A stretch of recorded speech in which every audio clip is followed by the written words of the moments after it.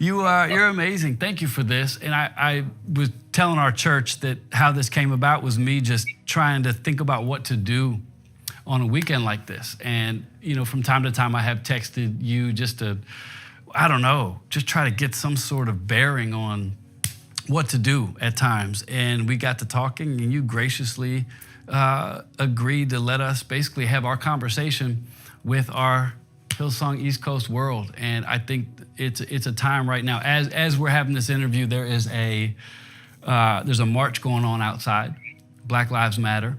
There is a city in flames. There is unrest everywhere. And my question for you, when I talked, I feel like, racism is it strikes at the heart of who we are as Christians. And I know my heart is in distress. I can't imagine what yours is like.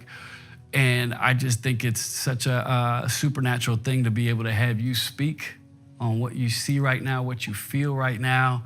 What are you thinking? What are you seeing? I mean, do you think this pandemic is laced to this huge moment in culture where it seems like everybody is just looking around going, I don't know what we're going to do next, but something has to give?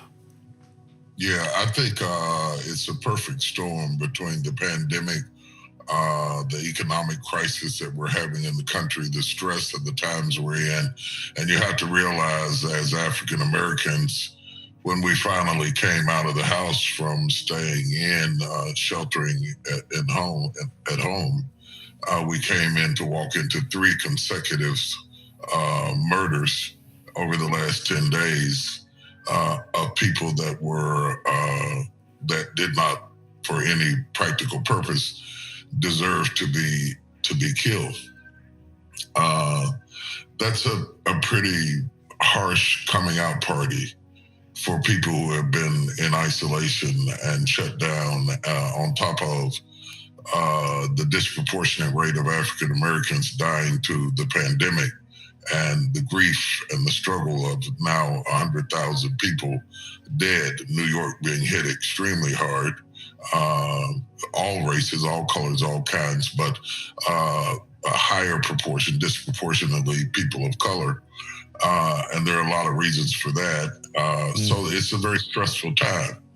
Notwithstanding, this is not a new problem, and it's not a result of the pandemic. It's a result of a spiritual pandemic and a cultural pandemic that has existed in America from the very foundations. And we've never really dealt with it. We don't talk about it. It's taboo to discuss it. And most Christians feel like unity must be achieved by silence. So, if you bring up anything that's not palatable, you're either called race baiting, or we have some other name to disassociate ourselves from dealing with the realities that we don't have to be colorblind, and God is not colorblind, that He intentionally painted me this color and you that color and the Asians their color, and He doesn't have to go blind to love us, and we shouldn't have to go blind to be loved. We should be able to be loved in the skin you're in.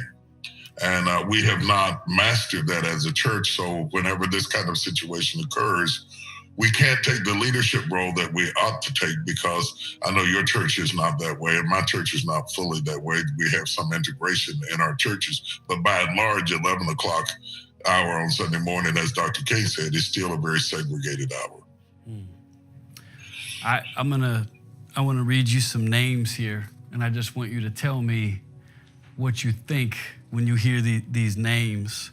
Trayvon Martin, John Crawford, Michael Brown Jr., Dante Parker, Tanisha Anderson, Tamir Rice, Jerome Reed, Eric Gardner, Philip White, Eric Harris, Walter Scott, Freddie Gray, Betty Jones, Cornelius Brown, Jamar Clark, Alonzo Smith, Tyree Crawford, Felix Kumi, Christian Taylor, Oscar Grant, Sandra Bland, Breonna Taylor, George Floyd. At least 6 of those names, I know their families. I interviewed their mothers. One of them, I attended the funeral. So I'm well acquainted with the situations and the stories. My heart sinks in my chest when I hear those names, because I know that we love our children like everybody else loves their children. There's no difference there. And when you start looking at the amount of devastation that has occurred to us as a people, it's very difficult to articulate to people from other historical backgrounds the magnitude of the suffering. Let me say this might help to be enlightened. Not too long ago, a group of psychologists did a test on the grandchildren of people who had endured the Holocaust. And they found out that the amount of the stress that their grandparents had suffered during the Holocaust was so overwhelming that it had rearranged the DNA structure of their physiological body. When that test was done, it elicited some initial tests into African Americans, and similarly, the stress over the years has had an effect physiologically, emotionally, socially, attitudinally, and we've never really dealt with that. We've never really gotten down to the bottom of that, and even we ourselves as a people don't fully understand the magnitude of the pressure, because that anxiety, that trauma has become our normal. And anytime trauma becomes your normal, you have coping mechanisms whereby you survive by coping. But every time somebody does something like what you just named off of those list of people who were lost, those are triggers. And when those triggers go off, that trauma comes back. And the anger that you see is not about one incident alone, Right. but it's about the multiplicity of many incidents. It's about, for example, myself, it's about my grandfather, who I'm named after, who was murdered by white racists in Mississippi while my grandmother was pregnant.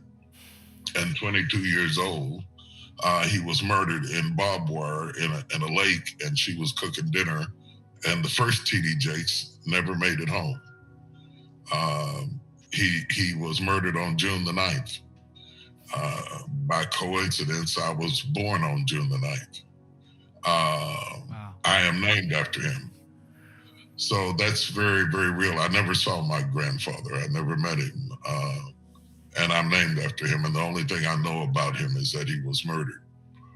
So these stories are typical. Our families are scattered. Some of my relatives I don't know because they ran away from the South and their families never saw them again, trying to escape the atrocities of our history.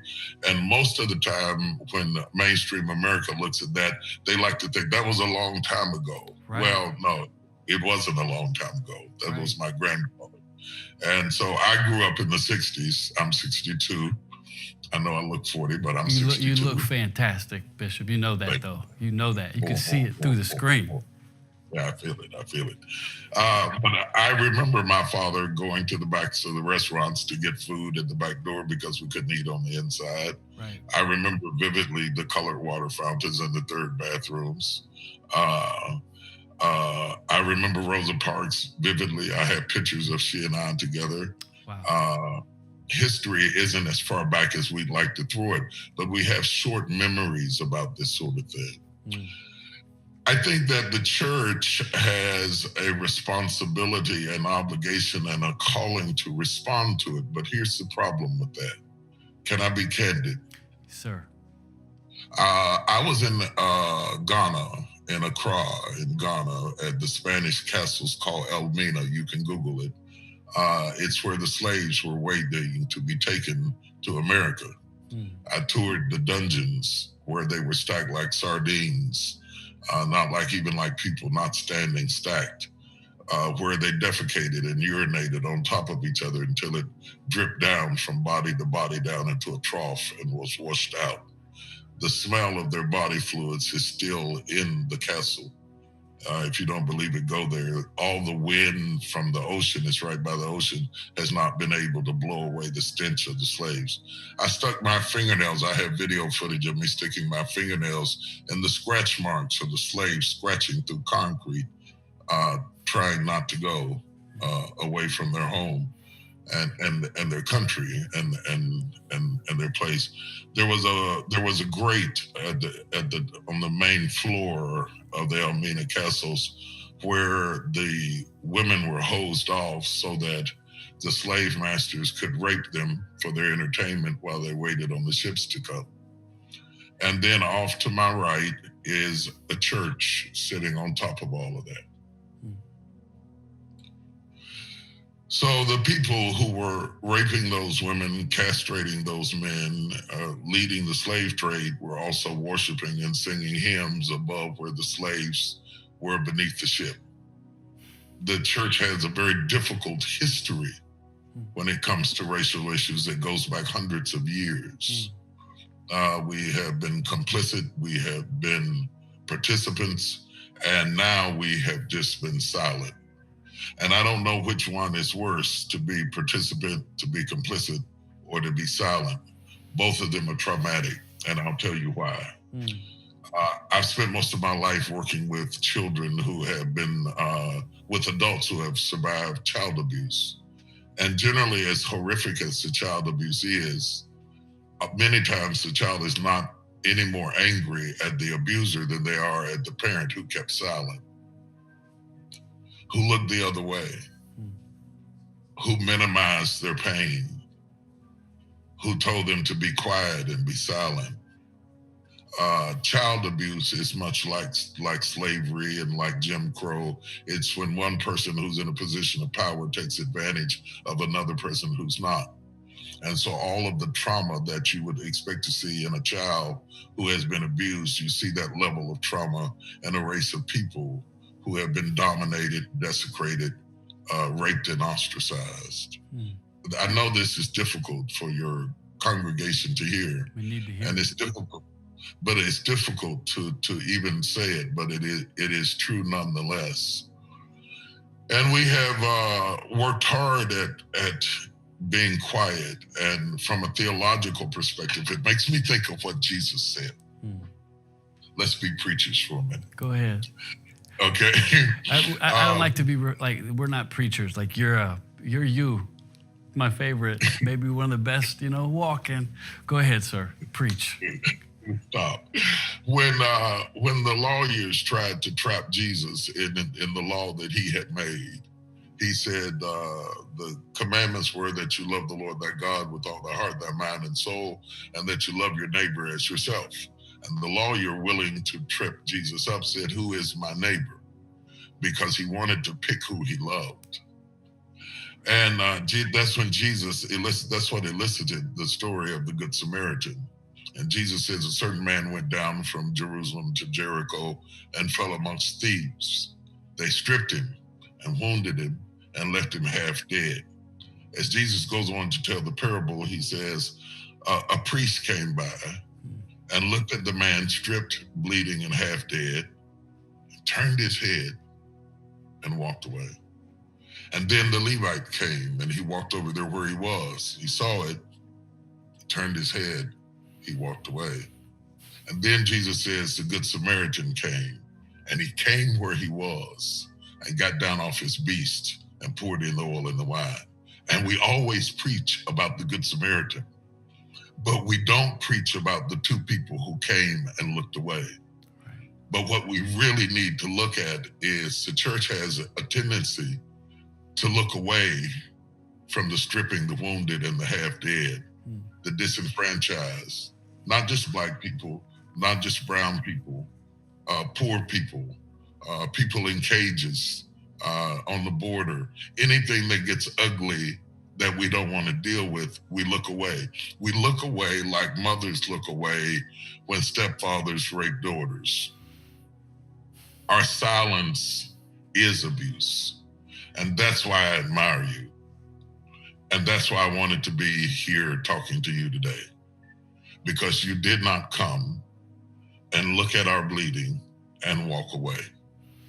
But you had the courage and the boldness to speak up and speak out and face the ridicule of other people. You refused to be like the first two, who incidentally were religious people, Levites and priests, handling the law and the scriptures, but still not willing to deal with the person for whom the scriptures was written. You made a difference because you opened your mouth to speak. And every time you open your mouth to speak, it acknowledges and legitimizes the fact that I have a right to bleed. That I have a right to bleed. That those families have a right to bleed. That those mothers have a right to bleed. That those children who lost their father have a right to bleed. That those brothers, one of which I got off the phone with today, has a right to bleed. And as for the marching, I don't think that violence is the answer. History has taught us that violence is not the cure. But as Dr. King said, who led a nonviolent movement, it is not the atrocities, and I'll paraphrase it, nor the wickedness of evil men that is most appalling. It is, in fact, the silence of good men. When good men are silent, and there are good men, white, black, and brown, and there are good people listening at me in this church today, and there are good people who love Jesus and love other people and do not approve of the atrocities, but their silence is abuse. If good people would speak up, then those kids wouldn't be up there burning up buildings. But they're desperate. They're desperate like an abused child.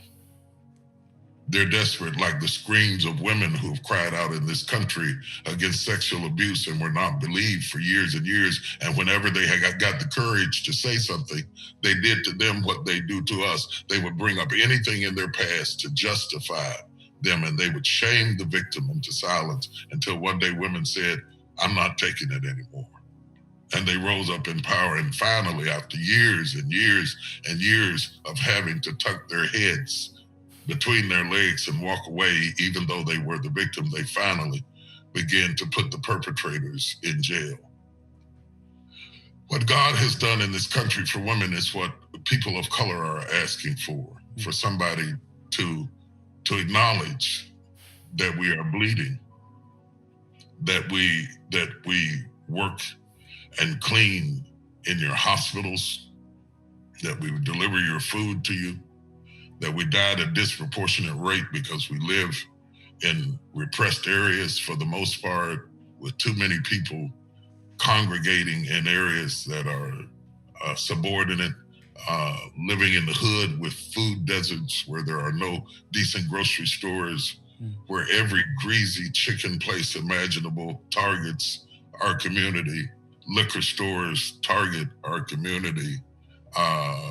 Payday loans target our community. And America says this is the land of the free and the home of the brave. And anything is possible in America.